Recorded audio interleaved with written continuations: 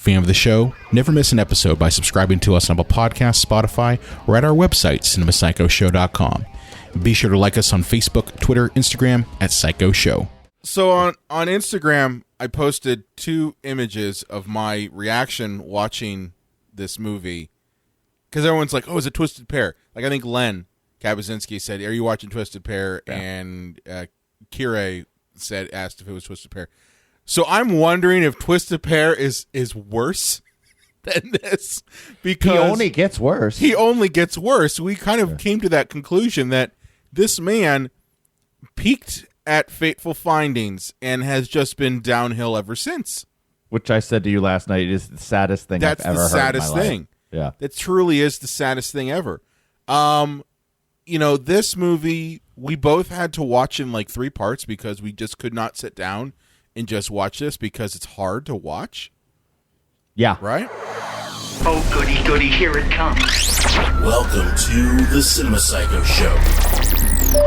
You are interested in the unknown, the mysterious, the unexplainable. That is why you are here. Oh, my God, don't stop now! With your hosts, Brian, John, and Elaine.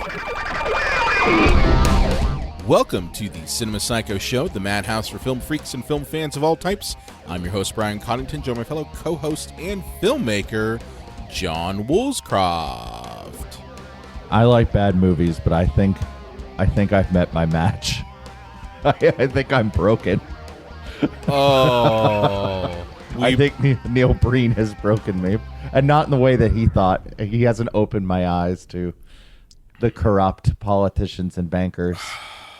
The corrupt politicians, the bankers, the lawyers, the Wall Street. Wall Street. Just Wall Street. Not any specific person. Just Wall Street. So we're on episode, what are we on episode-wise? We're on episode 204.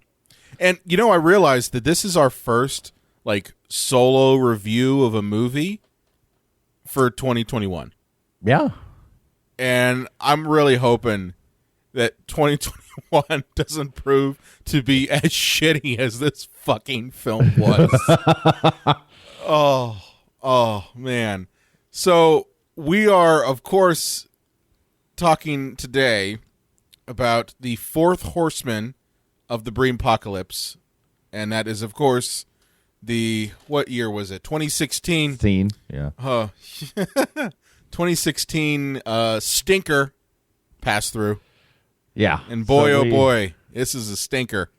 Yeah, we're another pantheon of other shit, and boy, does it live up to the credit. Well, I think it's pantheon of utter diarrhea. Well, so on Instagram, I posted 2 images of my reaction watching this movie because everyone's like, "Oh, it's a Twisted Pair." Like, I think Len Kabazinski said, are you watching Twisted Pair? Yeah. And Kire asked if it was Twisted Pair.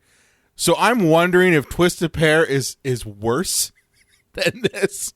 Because he only gets worse. He only gets worse. We kind of came to that conclusion that this man peaked at Fateful Findings and has just been downhill ever since.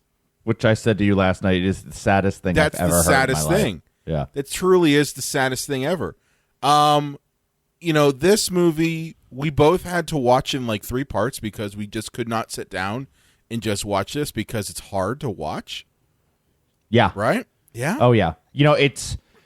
I think I laughed for the first 3 or 4 minutes, and then that kind of turned into, and then, oh no, and then almost tears. And so after about every 20 minutes or so, I had to switch it off. Because, usually I'm a glutton for these terrible movies. The Room, I love The Room. I love Birdemic. Give me, the crazy independent filmmaker who doesn't know any better. Give me that all day long. And I usually can sit through a Neil Breen movie, but this one, I had to take breaks from my own sanity. My wife asked me afterwards, she's like, here's a solution for not having to go through these terrible movies. Don't watch them. Yeah. And this is why I married her, because she's incredibly smart and insightful. But And obviously we're missing Lane for this episode. Yeah, I was going to say, and, Lane's not here. And we're like, she's like, oh no, I might have to miss the episode. What's this one? We're like, another Neil Breen. She's like, yeah, no, that's all right. Yeah, she was not too sad to miss this episode. She has always said in the past that these episodes are the hardest for her because they're so fucking bad, and the experience of watching them is so fucking bad. I attribute the experience of watching a Neil Breen movie to getting kicked in the balls while also getting a root canal. That's the experience. So you're at the same time you're getting multiply kicked in the testicles, and then on top of that, someone's doing a root canal with no Novocaine on you. That's watching a Neil Breen movie. Well, at least Brian, for your eyeballs.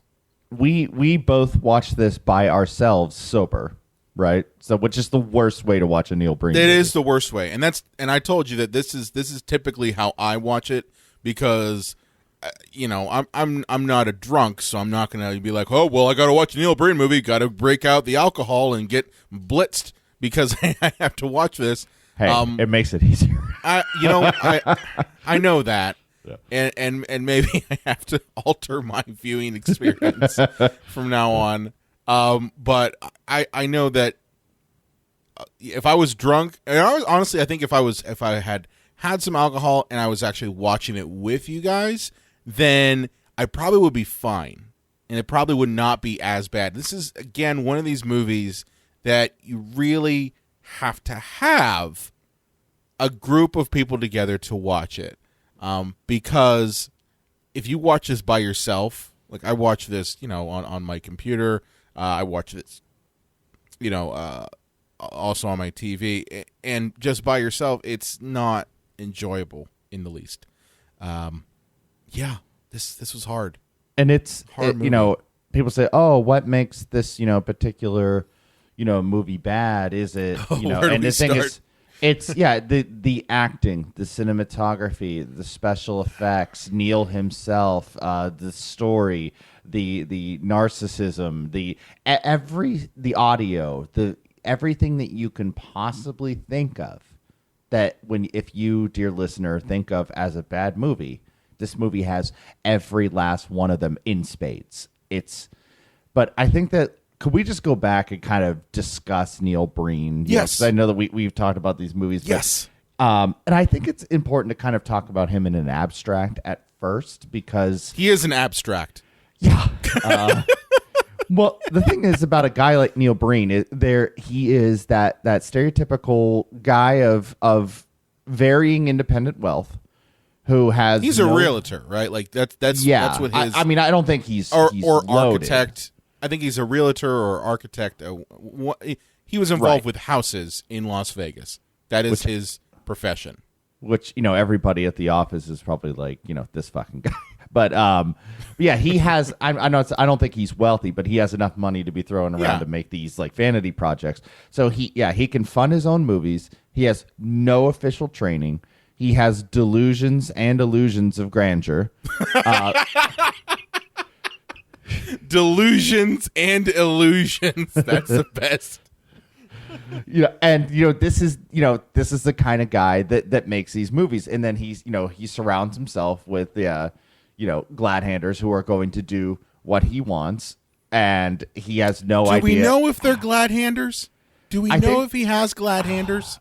I imagine it's a combination of things. Like I imagine in his town, he finds a lot of people who are excited by the idea of making a movie who've never acted a day in their life. Vegas, like, so I mean, that happens.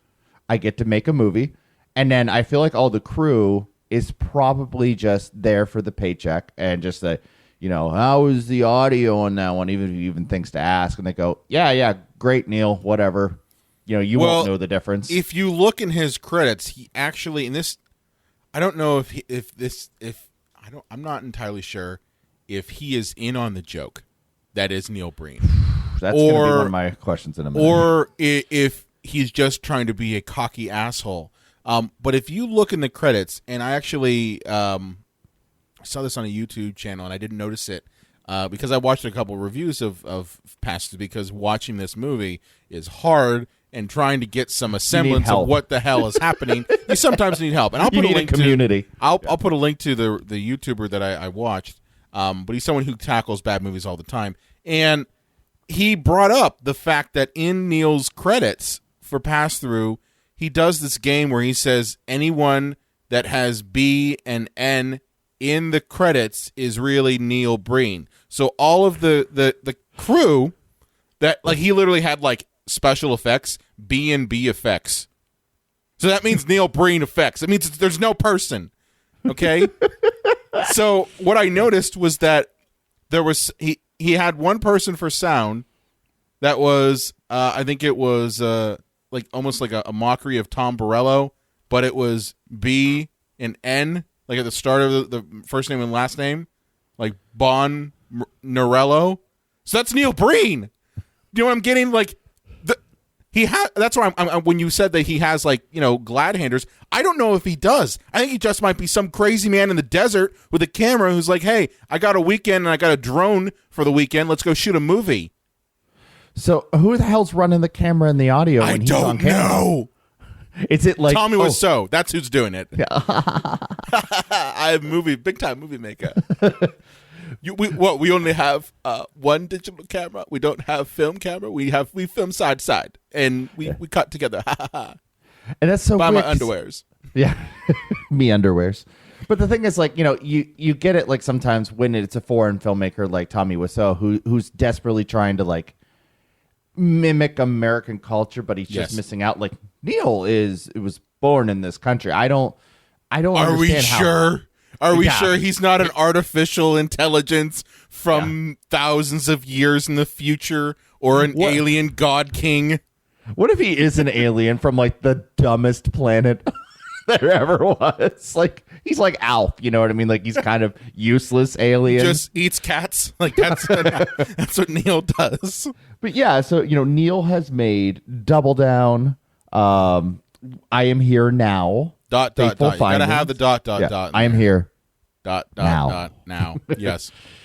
Fateful Findings, and you know, the movie we're talking about, Pass Thru here, and then we'll eventually in 9 to 18 months talk about Twisted Pair. I told you. Listen, man. I said you 9 to yesterday. 18. Yeah.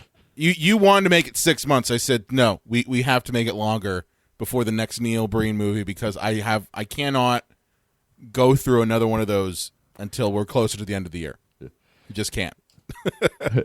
But the key thing with all these movies is that at the end of the day, it takes place in the desert outside Las Vegas. Neil Breen is some combination of artificial intelligence, alien, god,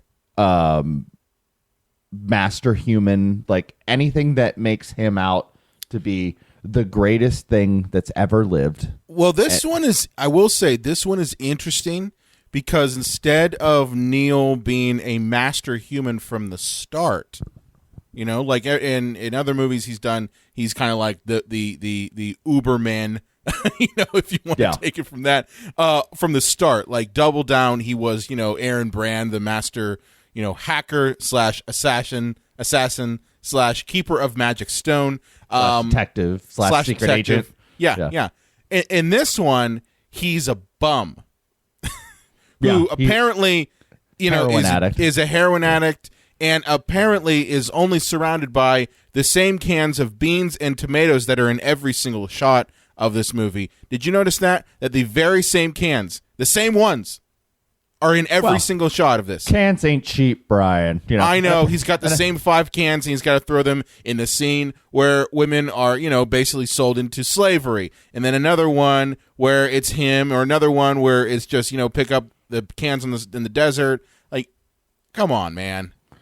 Yeah, and apparently, like, this guy is just eating, like, kidney beans. That's all he survives on. Not baked beans, or, you know, something that would make sense to have in a canned form. Beans. Yeah. You know, things that basically, I think he asked his friends to raid their cupboards for expired food that they could throw in the garbage, but give him the cans. Yeah. They were like, I have this can of great value kidney beans, and I was going to make chili out of it. Yeah. But cans are like, you know, 5 years old. So, I mean, you can have it, Neil. You know, Yeah, here you okay. go, you fucking weirdo. If I give you some cans, will you get off my stoop? Oh, yeah. But so that's one thing I did find interesting was that he is not a superhuman or assassin at the start of this movie. He's actually a junkie because he usually makes junkies bad people in these movies. You know, Right. like the last movie we watched, you know, some junkies died in the beginning of the film. I am here, ... now. And this one, he is the junkie. So, coincidentally enough, is squirting water on his arms. Yeah, you know, I mean, like, and the thing is, like, if we discussed all of the technical glitches in this thing, this episode would be 3 hours long, and it's all we would talk about. But yeah, he goes to inject heroin, and the thing is, like, yeah, he takes the hypodermic needle right to his skin, and then starts squirting out. I guess there's probably water in it. It's water, and on top of that, like, in movies, whenever someone is doing heroin, you always see them, they have, like, you know, a rubber cannula, and they kind of, you know, pull it to get the on vein. arm. So he doesn't even pull it right. He's got the rope, and there's gap between it. So the whole purpose... We didn't want his arm to hurt. Well, yeah, but Jesus Christ, man. Like, the whole purpose of that is to show that you're you know, restricting the blood to the arm. He doesn't even do that right. You can't even fake a drug injection right. And I got a suggestion for you, Neil. And this goes for your whole fucking movie. If you cannot do it convincingly in one shot, either don't do it at all or shoot around it and use coverage. Well, that's what I was going to say. Like, they have obviously just a handheld camera, and for a second they kind of go up to his face because they don't know what they're doing, but then back to his arm. Like, just stay on his face. Yes, to put the needle towards the arm, go to his face, and then have him do a face. Like, oh, okay, I put together. He just injected himself. There is this thing called montage, and it's one of the first things you learn in film school, that two images next to one another can mean something. When they're cut together side by side and in a sequence, they kind of fill in the gaps that your brain doesn't see. That's literally the first thing we fucking learn in film school. I don't think Neil Breen's even driven by a film school. I get that, but he's seen enough movies, right? He's made at this point, he's made 4 of them. and the thing is, like, I don't want to just beat a dead horse here, but he's getting worse. He is. I don't know how he's. You know, the problem is that he's that cheese that gets to the point where it's nice and ripe and good. You know, it's aged a good amount. But then he's at the point now where the cheese starts to no longer gain any flavor and just starts to rot. That's where we're at now with Breen. Well, the problem, I think, with him, I think part of the reason he's getting worse is that if you go back to Double Down, it's his most, his first film is his most pared down production. Yeah. I think the problem is that he keeps wanting to, like, up and up his movies, which just only more and more flagrantly shows just his utter incompetence. You know, so if he had continued to make Double Downs, sweet delicious chicken and bacon. Oh no, sorry, that's KFC Double Down. I think that he would have improved. I mean, inches. I'm talking inches of improvement. But yeah, the fact that he keeps trying to, like, become even bigger with his productions, I think is one of the reasons he fails so terribly. And did this movie feel like remember the last Pink Panther movie where Peter Sellers died and they just kind of cobbled the movie together from, like, random footage that they had? Like, this one seemed like Neil Breen had died and they just took hundreds of hours of random footage that Neil Breen had and just tried to piece a movie together, because this is just an incoherent mess. I think this one, honestly, I think the impetus for this film was, hey, Neil has a drone for the weekend. Okay. He has a drone for the weekend and he wants to shoot a movie, but he doesn't know what the movie's going to be about, but he's got a drone. Because this movie, no joke, is, I would say, 70 to 75% drone shots. And bad drone footage too. It's But yeah. choppy. Oh my God. You know, most people when you're using a drone, what they'll do, and I don't have too much experience with drones. That's just not my particular, forte. But typically drones, when the cameras are moving themselves, they're mechanical cameras. They're like, it's almost like there's this little motor that moves the camera. So oftentimes you're not going to see them have that camera move and actually rotate or anything like that in the shot because it's jerky. It's not controlled. Instead, what they'll do is just actually fly the drone, like have the camera kind of locked in on somebody, and they'll just fly the drone back or glide the drone across something. But they won't actually cause the camera itself to kind of move on the drone itself. It just doesn't look natural. But he does that with this one. And as he said, it's bad drone shots. And they go on for way too long. And I get what he's coming from. He's like, hey, look at this amazing background, this amazing desert. And don't get me wrong, it's pretty, okay? But it doesn't need to last for a minute to 2 minutes per shot. It would be if it was a more expensive drone, and it wasn't, choppy every 5 seconds. Yeah. Because it doesn't even look like drone footage. It looks like somebody is just literally drunk with a handheld camera just swooping around. No, but some of those shots where he's in this circle, which again, that's a nice background. That's a nice set. But he's in the so what Brian's describing is that he's in a ginormous, like multiple circles of rocks, and obviously that's got to be. I don't think he made that. No, I was just about to say I think he found it. Yeah. I think it's just somebody's art in the desert, and he went, all right, let's shoot something here. Yeah, and that's fine. Again, that's a great background. But at the same time, you don't need to last on it for 2 minutes per shot. Like there's a whole scene where it's 2 minutes, a 2 minute lockdown shot of the fucking drone, and he's spinning around in circles at the center of this circle pattern, and the drone is just hanging there. It's not doing anything. And it's boring. That's the biggest thing I can say about these Neil Breen movies. They're fucking boring. Nothing happens in them.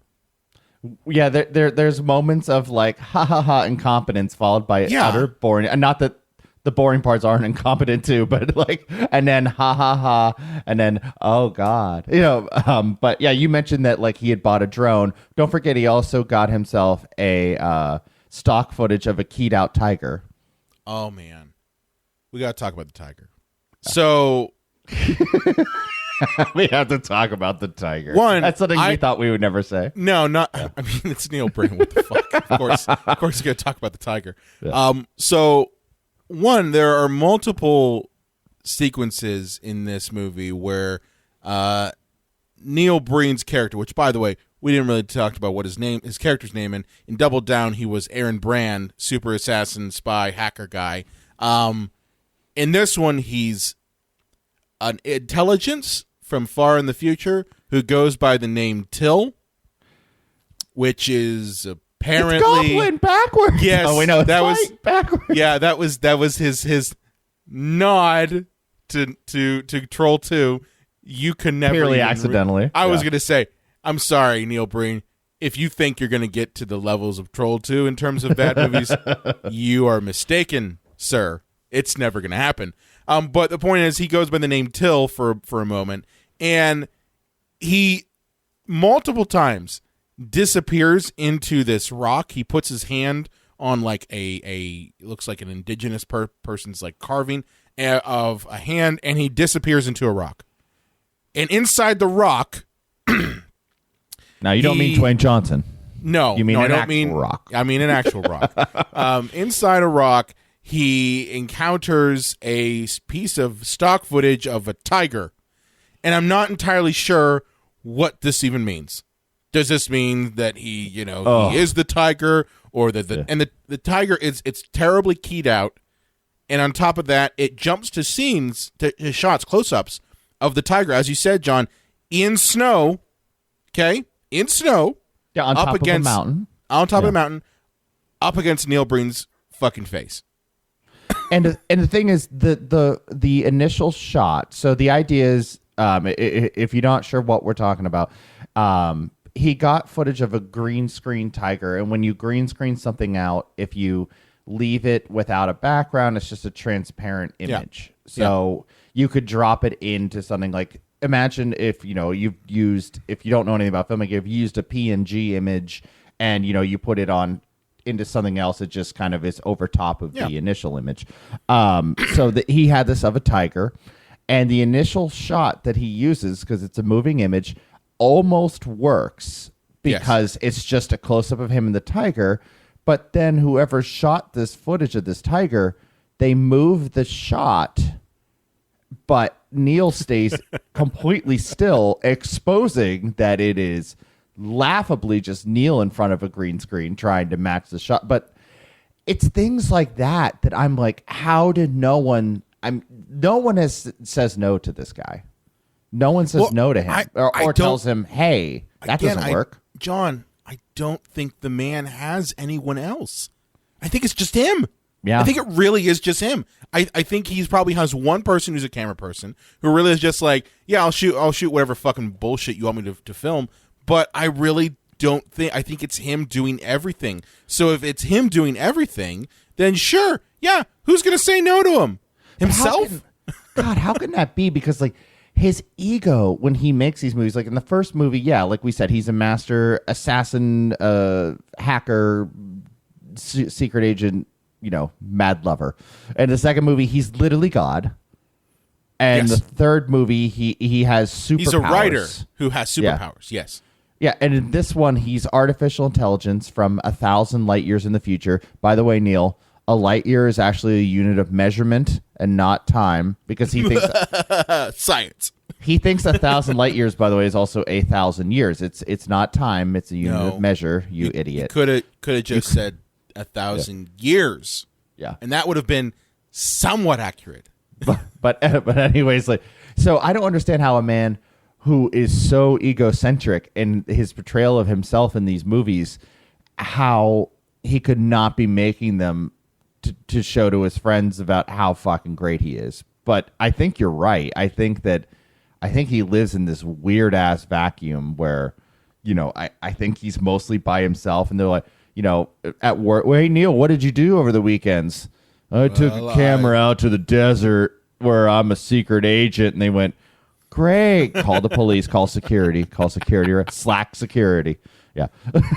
But yeah, I really do feel like this movie, and I mean, I could be wrong about this. He could have had his great Neil vision from the beginning, but I really do feel like this one was just cobbled together. I feel like this was an accidental art film, not purposeful, but I think he went out day after day and just shot random stuff, and they somehow cobbled it together in editing. Like, oh, let's sit in this old rusty trailer where I'm going to say I'm artificial intelligence.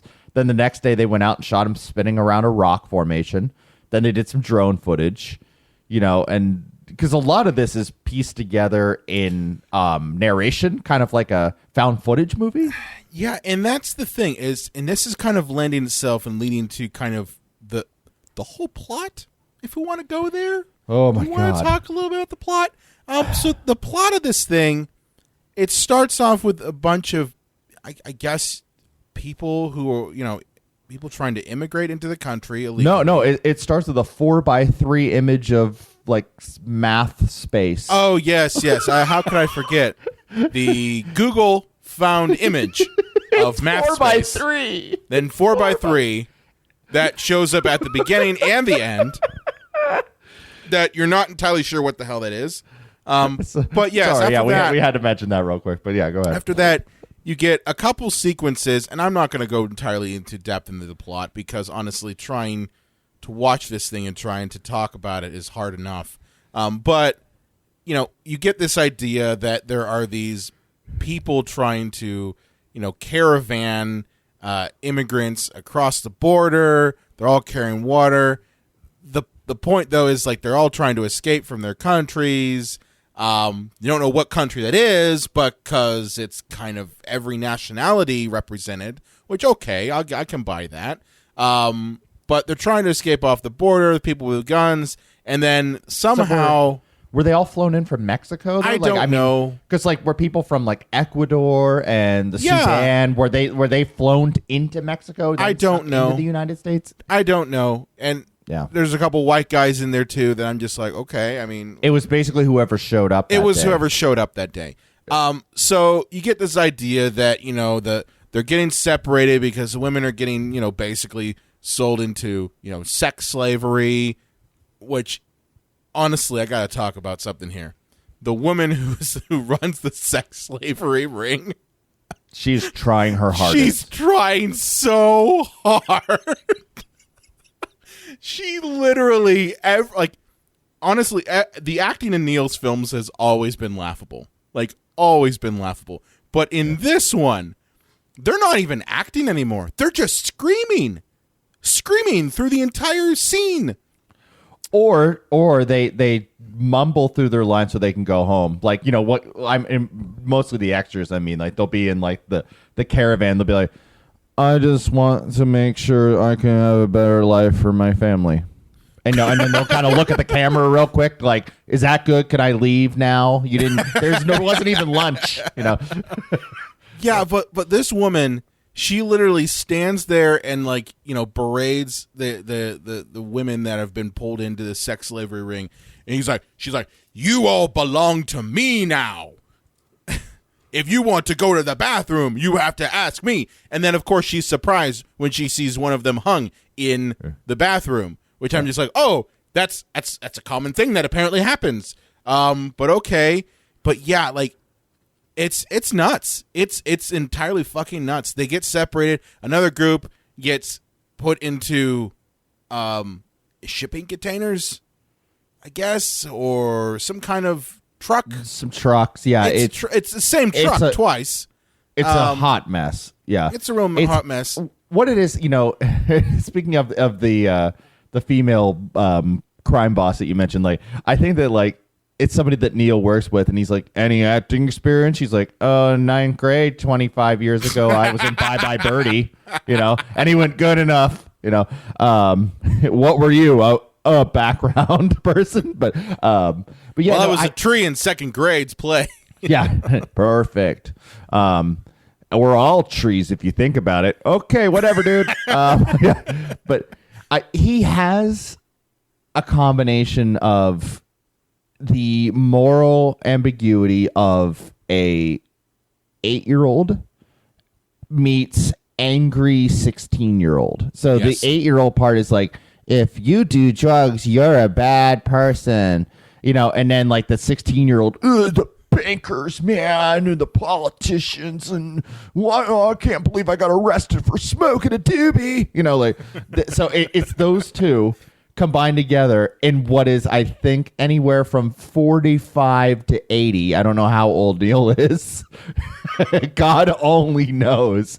How old he is. Yeah, anywhere between 45 and 80. But yeah, he has such a childish outlook on things and such a overly simplistic outlook on things. And I mean, the biggest thing, the kind of thing that kind of supports that is his whole plan in this movie. So his whole plan is apparently this artificial intelligence from far into the future inhabits this junky body that kills himself. So, there's that. It's not much to go over. That's what happens. And the artificial intelligence is just a red dot, by the way. It's just a red dot in the sky because Neil tried using After Effects and got scared and said, well, if I just create a space nipple. Exactly. And, so his whole plot is to cleanse the earth of all the bad people. Now, here's my question. How does Neil know who is bad? Yeah. And it's up to him. Do these bad people not have families? Is there circumstances that cause someone to be a gun runner or a drug dealer?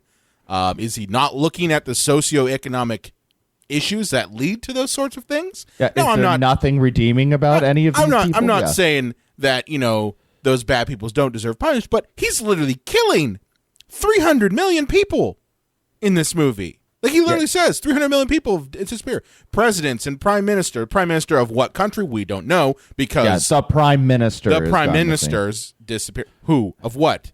Yeah, because there's a couple countries that have prime ministers. Yeah, Brian, I can't believe we've taken this long to acknowledge the fact that the only underlying message of the whole movie is genocide.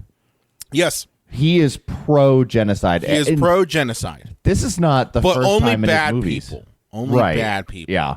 Who Neil determines whether you're good or bad. Who are good and bad, yes. It's kind of like Jonathan Crane in The Dark Knight Rises. You know? Exactly, right? But yeah. Well, I'm only poisoning the poor people who live in the Narrows. Death by, gunshot or by ice. But yeah, no, this is not the first time that he has suggested that, like, people should be murdered or kill themselves. Like he's a dangerous person. I hope he never stops making movies because I think that he'll go on a mass killing spree if he's not making movies. You know what? I look forward to his how he's going to tackle QAnon and all these other conspiracy nuts. You know, are they the bad people? Are they the bad people, or is he a QAnon person? Probably, but like his own version of QAnon. You know what I mean? Yeah. Not. You know, he's probably thought this for years, like in a slightly different version. You know, he's wondering what took him so long. And I'm not trying to say. Here's the thing. I'm not trying to say that those people aren't terrible people. You know, I think we can kind of agree with that. But to say that that one person is determining who is a good person and who is a bad person, and then killing said bad people, instead of trying to say, okay, what sort of circumstances led to that bad behavior? You know, we can all kind of, you know, we've talked about this before. We all don't really care for Donald Trump, and I think most of us can say that he's a pretty terrible person. But most people who, you know, kind of do bad things, they don't just wake up one day and decide to do bad things. There's usually a chain that leads to that decision. Right. Yeah. And maybe it is, you know, undue pressure from society. Maybe it is, you know, because you lack money. Maybe it is because you lack a voice, you lack power. So either way, there are things that cause people to do bad things. And of course, yes, there are mental health issues and things like that we could talk about that, you know, definitely can lead to it. But the point is that no one just is born bad. At least I think that's kind of how I view it. Is people aren't really born bad; they become that. And Neil is just become judge, jury, and executioner of all the bad people in this movie. And that's kind of felt weird to me. And he's like, "I'm saving your planet." I mean, it's literally going to slip into utter chaos. It's going. You eliminated to the prime minister, itself. and you eliminated the president. You eliminated all these people in power. It's like his cabinet. Yeah, that's going to slip into chaos at this point. So I guess probably the 12th person in line is now the president. Somebody who never thought they would see the cast. Yeah, basically the designated survivor. Yeah, the show Designated Survivor. Kiefer Sutherland. Kiefer Sutherland is president. Yeah, yeah. But so that's the whole plan that Neil has. He's gonna murder all these people, and all along the whole time here, there's two stories that kind of we get as a B and C plot. The B plot is this whole weird relationship, if you want to call it that, between Neil and this woman who is supposed to be kind of like an older aunt to this other girl who's the same age. Yeah, they're exactly the same age. Exactly the same age. And of course, it wouldn't be a Neil Breen movie without this woman being attractive and younger than him because reasons. Which is so strange because it's not in his movies. I mean, maybe Fateful Findings, but usually in his movies, it's not overly sexual, like say Tommy Wiseau, but it's overly sexual. I don't know. He has a weird, Freudian father romance. Well, I think it is honestly that these people are extensions of Neil's wants and desires. So he wants the hot woman to be into him, but he doesn't want to just give it to him. He doesn't want to be like the politicians who just get hookers and prostitutes and things like that. No, he wants to be the one to save them, and then from that savior mentality, they come to love him. Okay, yeah. Do you see that? Because that happens in every one of his movies. Every one of his movies. The last one we watched with I Am Here ... Now. What he saved the girl who decided to go into prostitution because her sister said, "Hey, it's a good business," and he ends up saving. That's literally what happened. Come on, sis, come on, sis, you got the goods, got to use them.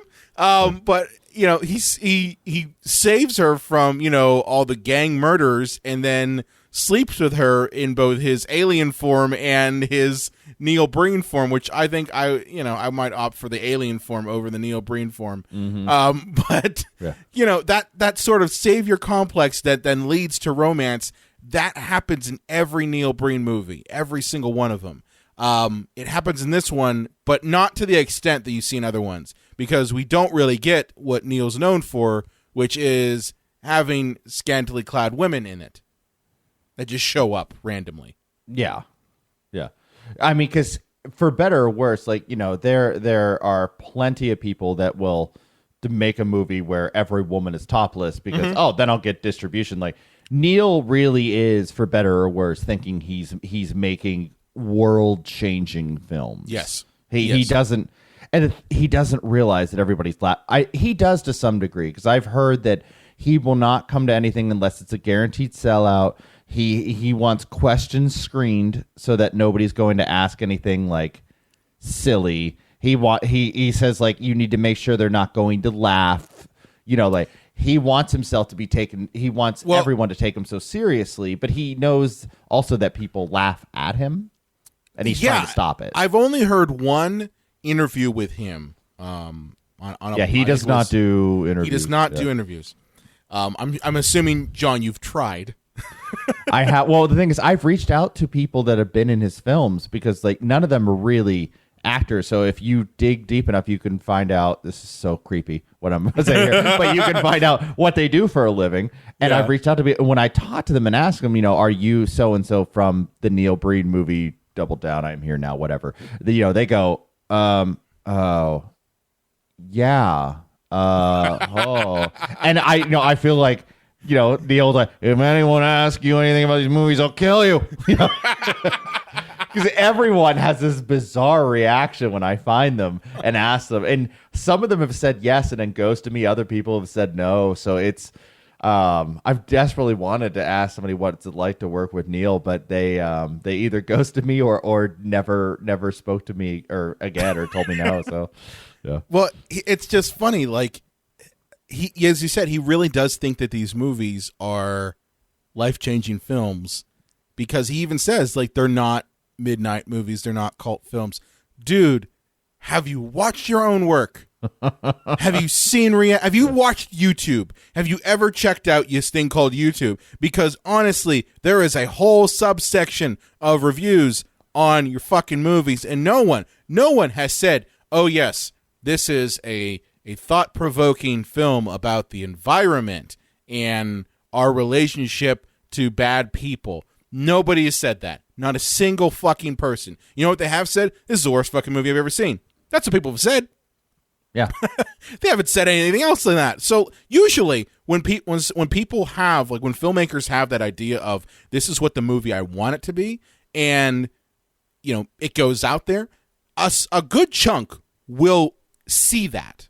A good chunk will see that. Most people will see what the movie is. If I make a horror movie and it goes out there and people see it, it's oh yeah, it was a horror movie.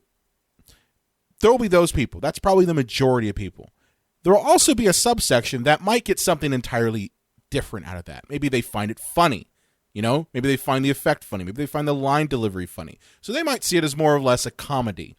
But people watching Neil Breen movies know exactly what the fuck they're getting. They're getting a shit film by a continually getting shittier filmmaker. A megalomaniacal alien. Yes. Pretty much, yeah. Intelligence from far in the future. But yeah, so there's this whole subplot where he has some relationship with this girl, and I found it really creepy how there's one shot where their relationship kind of, you can see that there's love in the future, because his gangly ass hand trying to like do a Donald Trump to Melania Trump's hand thing, and she's like trying to slap it away. She's like, "Get the fuck away from me, you creepy asshole." But then I'm like 26 years old, and you're like, between 45 and 90. Yes, you're 45 and 90. But she's trying to like slap his hand away, like, "I don't want your hands touching me. I know you jerked off 5 minutes before doing the scene. I could still see the cum on your hands." But she's like, "I'm getting paid for this, so I guess I have to do a little bit." Yeah.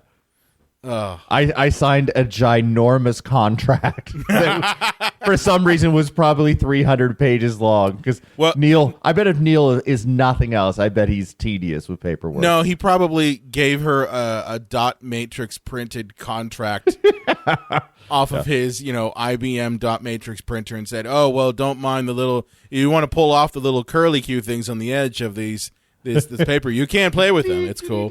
They're fun." But oh my god, that kind of printer! I had one of those in like the late 80s. Everyone did. That was the printer that everyone had in computer class when we were kids. The other plot of this, which has to do with these children who are. Oh my god! Of course, I gotta talk about the space kids. So these kids who are surrounded by pictures of planets and galaxies and shit, and are doing research on a signal. And the thing is, the books they're using for research are just picture books of space. Yes.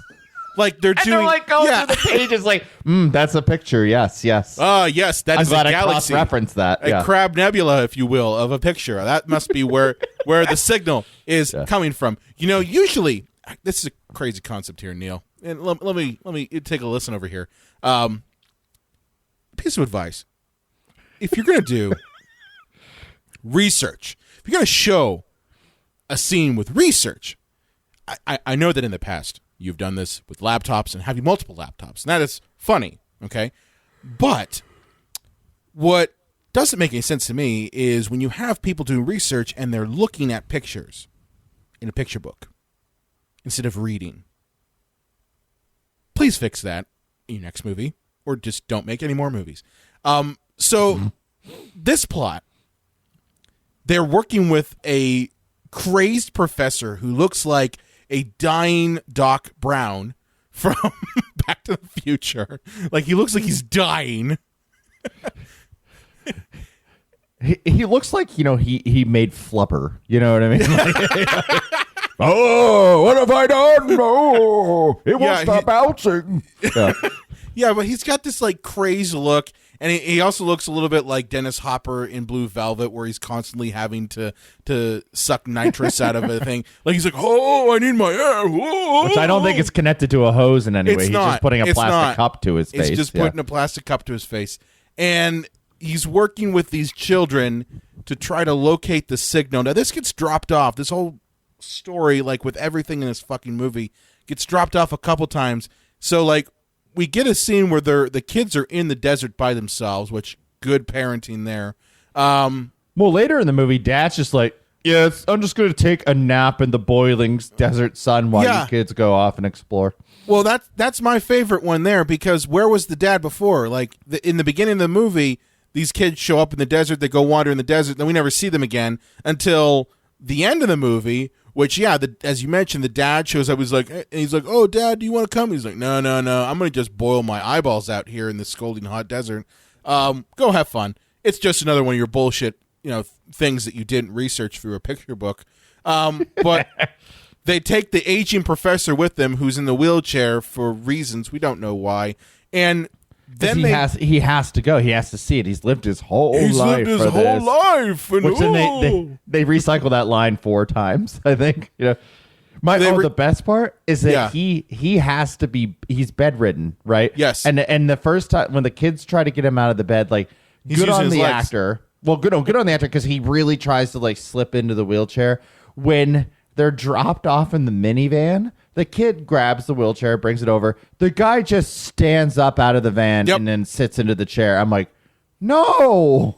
You just broke the illusion. You just broke the illusion, goddammit, in a Neil Breen movie. But yeah, so they discover that, I don't know, the signal is Neil Breen, whatever. And it was that guy that we all just ignored dying in the desert every time we're out it was the guy that was dying in the desert that said, it's just a bum. Like, okay, kid. Dick. And then he's like, can we come with you? It's like, but what about your dad? Like, your dad was dying in the hot sun because he'd rather die than be with you. Yeah. But yeah, so there's that whole plot there. And then, do you want to talk about the ending of this? Or no, we got to talk about before we kind of wrap things up here. Yeah. His murdering of people in the mansion.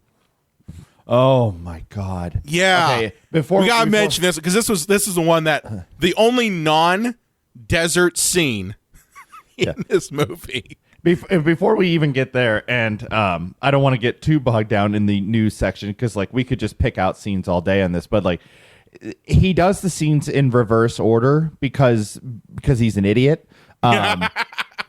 But yeah, he gets the cheapest green screen background that comes with any green screen editing software you buy, and he, the virtual ones you have to pay a little extra for. Yeah, and he gets the news one, and then I would say this. I guess they got a good key. It doesn't matter if it's two people sitting at a desk with the cheapest background you've ever seen. It's a good key. Yeah. I mean, I could say this. It's not key is when you take the background out of the green. It's not a bad key.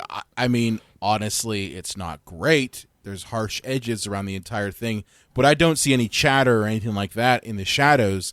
So, I mean, it's not a bad key, and you can tell that they definitely probably went to some set. I think he had some set that he shot at that had a chroma key, because keep in mind that he's also in these scenes, especially in the mansion scenes, he's walking. So that means that there had to have been a cyc wall that he was walking around. Yeah.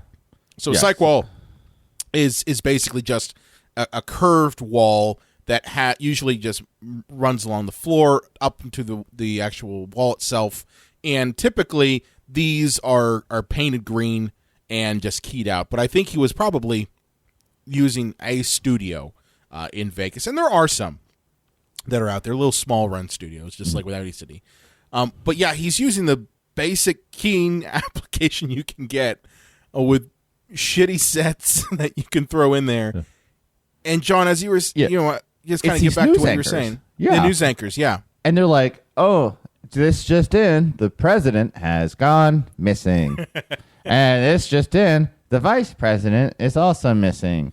This just in, the prime minister is missing. This just in, and it goes to some other lady at another desk, just because they want to be dynamic. She's like, bankers and Wall Street peoples have gone missing, and they have no emotion about this whatsoever.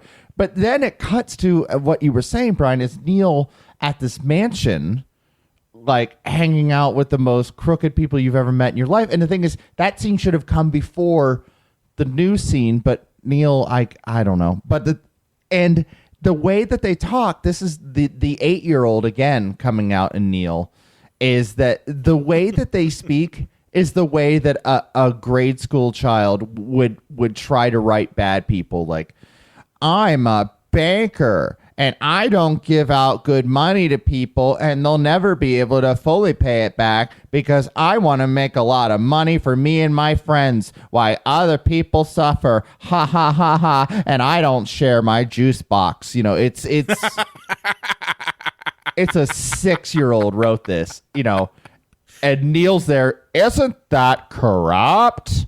His one-liners. Yeah. And it's once again a green screen situation where they got stock footage of a mansion and they're keyed into it badly. And I don't understand how Neil could have gone to his richest friend and asked if he could have shot in his foyer.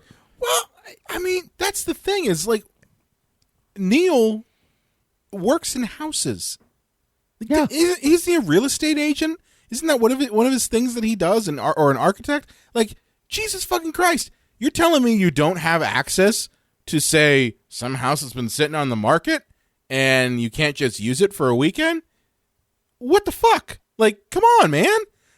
You had no problem with showing us swimming pools in the last fucking movie. So you're telling me you couldn't find another one of those houses, or just use the same fucking house that you used before? No one cares. Your movie's shit anyway. So you think they're going to say, oh, well, that's the same house from I Am Here, ... Now. No one cares. He probably thinks that's so important. Like, no, my fans will be upset if it's the same house. No, that's like people saying that, oh, well, the porn that I watched used the same mansion that was in like 4 or 5 different porn clips. So that illusion's broken for me. No one gives a shit. Yeah, that tutor doesn't really live there. That tutor doesn't really live there. She would never afford a mansion that big or an apartment that big on the Vegas Strip. So, I don't get it. And he does it such, oh my God, like I'm watching this and like keep in mind, folks, that I do visual effects and I teach it and I'm watching this. I'm just like, oh, this is so bad. Like it's Brian, so you should fucking use bad. this in class. Oh like man, the worst thing you could possibly do. Listen, when I get to chroma key, because I when we get to that, I'm going to use this as an example of what not to do, because the illusion is broken. Now the wide shots that he has of them in the mansion are not that bad. They're bad, but they're at least in scale with the world around them. Like, that kind of makes sense. But it's just not blended in well. So, but placement wise, that part's not bad. What really kills me is that when they cut into close up, is that Neil at sometimes hasn't shifted over the background on some of these people. So naturally, if you have a camera and you move the camera around, the background's going to look a little bit different. It's going to shift its perspective to the camera. Okay? So Neil doesn't even move that background. He locks the same background on them the whole time and doesn't shift it around. He doesn't blur it out. He doesn't do any of those sorts of things. And this is just basic compositing 101 with working with green screen. Again, this goes back to my point that I mentioned at the top of the show. Neil, if you cannot do it convincingly, don't do it. And that's the thing with the green screen shots, in the house, is that I feel that like if you got your nicest friend over, they would see the shots in the desert and be like, well, they're trying, they would give up every excuse you could imagine. But when you get to these mansion shots, I feel even that person would go, oh, fuck you, Neil. This is inexcusably bad. Yeah. And as you said, the conversations that these people are having are all projections of Neil's personality. Like, and that's the one thing, is that every person who talks in this is talking in Neil's voice. Like, they're not acting. They're not adding anything other than, this is the line that Neil told me to say, and I have to say it the way that Neil bad for them for having to wants say me these to say too. it. Yeah. I hope that eventually we do get to talk to someone who did work on these sets, because I would love to know, what did Neil just say? Hey, say the line this way, because everyone sounds like him. Everybody sounds like Neil Breen. And their conversations are like, yes, we don't give money to these people, or yes, we are polluting the earth. And then he kills them and blows up their mansion. Which I thought he just was going to make them disappear like Thanos, but he apparently blows up their mansion. He makes everyone else disappear like Thanos in the most cartoony way possible. Neil Breen he's a domestic terrorist wannabe, I think. I mean, his movies are basically warnings. A domestic terrorist David Duke wannabe. Yeah.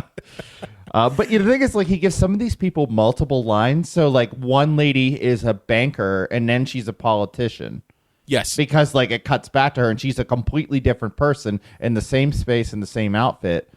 But they only had, like, 3 or 4 people to deliver lines. My favorite was, we could have cured cancer 75 years ago, but where's the profit in that? Yeah. And then it cuts to Neil. Isn't that wrong? And no one questions who this guy is. Or why no one says, Yeah. No one says who's this weirdo who just showed up at our 4-person party. Yeah. Because I think that was the whole idea. This is supposed to be like a party filled with people in multiple areas. Right, and we're just looking at one cluster. There's just 4 fucking people in the whole party, and this weirdo with his 1970s haircut shows up. He picked out 4 people. Isn't that corrupt? Yeah. Isn't that wrong? He picked out 4 people from his Mexican caravan and said, "You are our shady politicians and bankers." Yeah. Okay, you all have to be in the shady politician scene. It's going to be great. We're going to be at a real green screen studio, and it will be fantastic. Yeah, and the end of this movie, because I do want to jump to the end because I don't think there's so much you could go into. You mean the 35 endings? Because I remember I was like, oh, the movie's over. I click on the button on the PlayStation to see what the runtime. I'm like, there's 35 more minutes in this. Yeah. 7 more minutes.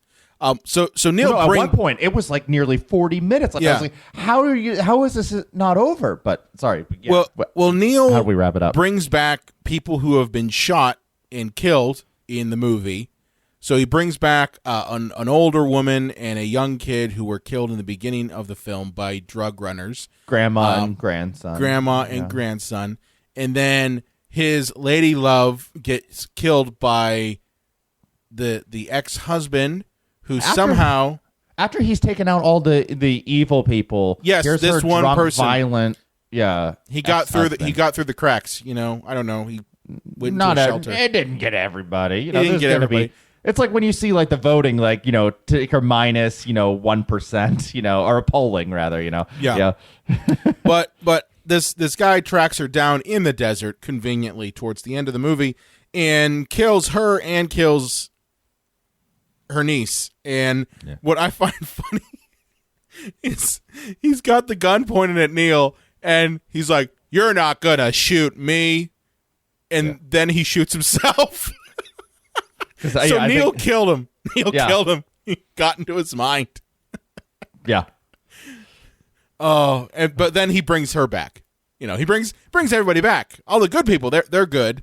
They can live in Neil Breen's totalitarian world. But the bad people, they're dead. And what the best part about this is that at the end you just have this triumphant music and Neil standing in the desert with this girl and this red nipple thing in the sky, and you're just like, what is? And the kids are there too, and you're like, what the hell are they doing?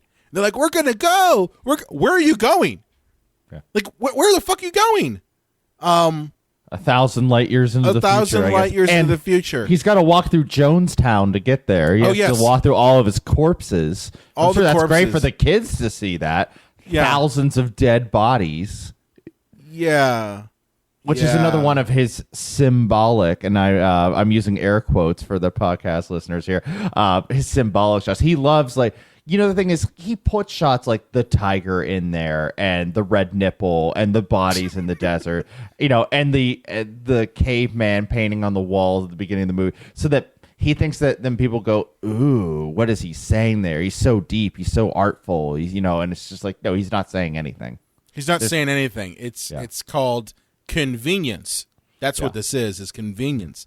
But yeah, they walk past all the corpses and then the movie finally ends. But this was a slog. If you weren't going to say slog, I was going to say that slog. It was a fucking slog. One thing to note, I did want to mention this. Some things from Double Down do show up in this. So you know the scene where it's towards the end and the jacket. Yes, I was going to say the fucking jacket with all of his medals shows up, and I was like, oh, Neil, that's your in-universe thing, isn't it? That's your MCU right there. It's the Breen verse. The Breen verse. I'm like, okay. The Neil Breen cinematic universe. Okay. There are some things from Double Down that do show up in this, but man, just to kind of wrap this sucker up, what's our kind of final thoughts on Neil Breen as a filmmaker, and then oh god, what what do we even say? Because I feel like most of this episode was us just like having like therapy or trying to figure therapy. out what That's Neil exactly what this was. Is why he does this, what he's trying to say. Like, I wish after 4 of these movies I could put a pin on Neil Breen, but I really do feel like this guy is a narcissistic alien. He just what a mess he is. And yeah, as we point out, he only gets worse because he keeps trying to one up himself in terms of how many people he has in the movie, how many sets, how many special effects, which just makes his films even more unbearable to watch. And I don't think that Twisted Pair is going to be any better. I think it's probably going to be the worst one yet. And Fateful Findings will forever be his Citizen Kane. Yeah. My final thoughts on this is that this movie isn't a movie. This is a stream of consciousness. Yeah. From a madman. And let's be honest here. That's who Neil Breen is. He's as you said, he's narcissistic. I think his movies, he has a point of view. He has a worldview that is not that dissimilar from, I think, our own worldview. I think we can all kind of acknowledge that there are some bad things that happen in this world.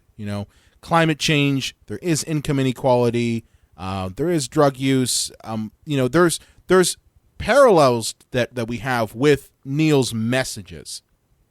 As I don't entirely disagree with his messages on pointing out the corruption. Okay, there is corruption, but what I see though is like he's taking these common things that I think a section of people believe in, and he's warping it around his black hole of a personality.